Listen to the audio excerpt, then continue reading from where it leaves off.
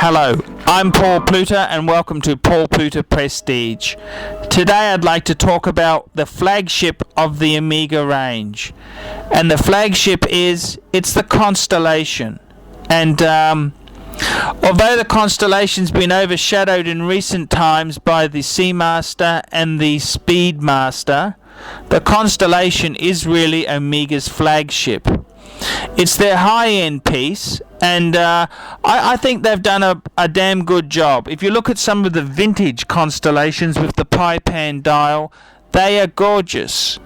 And some of my all-time favourite vintage watches, I'd have to put a couple of Constellations in there, because the solid gold 1960s Constellation, they are absolute works of art. And I think they're certainly worthy of praise.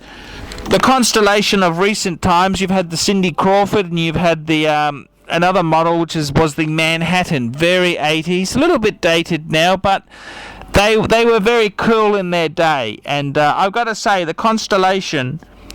has been a pretty cool watch. The Constellations has been, the Omega has they've tried to bring in quality and niceness to it, and I think praise is due where praise is earned, and I love the Constellation line. Okay, let's have a look at the scoring there. For the brand, I'm going to give Omega 6. For the Status in the range, I'm going to give it an 8.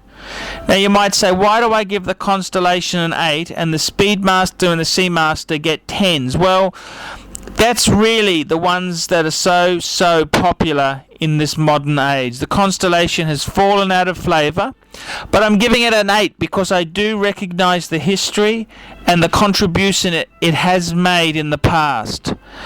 Okay, for the movements, well, these movements often weren't that great. They were just generic sort of machines, but the Constellation, they often went to extra levels of refinement. So I'm going to give it a 7.